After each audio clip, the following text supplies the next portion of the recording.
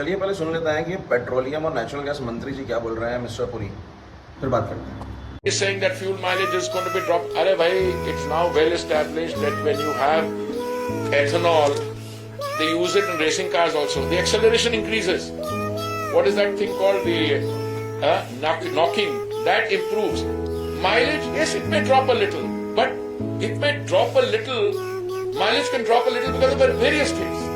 Then somebody says, your insurance is no longer covering this.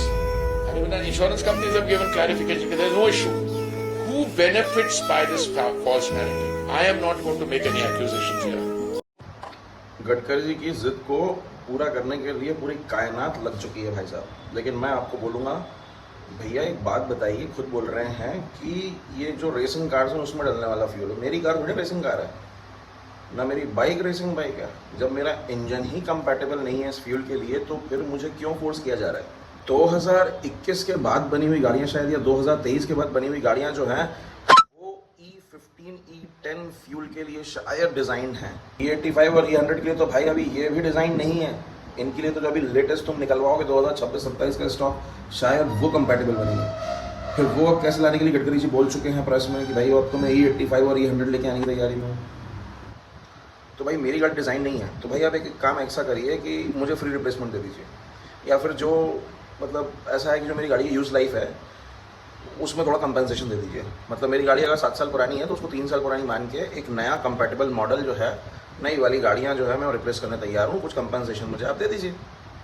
और नहीं तो फिर फ्यूल ऑप्शन दीजिए ना भाई, कि मेरी गाड़ी का इंजन जो फ्यूल कंपैटिबल है मुझे वो अवेलेबल, जो आज का रेट है उस पर अवेलेबल होना चाहिए। क्यों? क्योंकि आपने दाम कम नहीं करे हैं, आपने फ्यूल सस्ता करने के लिए इथेनॉल लाए थे, कहाँ हुआ सस्ता।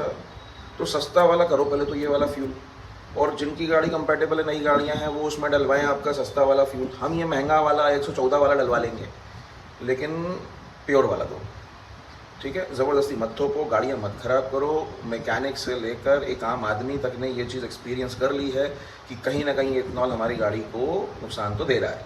और फ्यूल एफिशिएंसी की तो बात करूँ तो मैं क्या ही बोलूँ भाई, मेरी कार जो है जिसका एवरेज 19-20 होता था वो अब 14-13 ये माइलेज दे रही है। मेरी बाइक का माइलेज 30 अराउंड होता था वो अब 25 दे रही है भाई इनफील्ड। और पता नहीं कि कितना चलेगी, कहीं ये दम ना तोड़ दे कुछ दिनों में। और रही बात इंश्योरेंस कंपनीज़ की, तो भाई उन्हें तो आप कंट्रोल करते हो, उनसे आप बढ़ोगे, उनसे आप लड़ोगे। IRDAI के नियम कौन बनाएगा भाई? आपकी सरकार बनाएगी।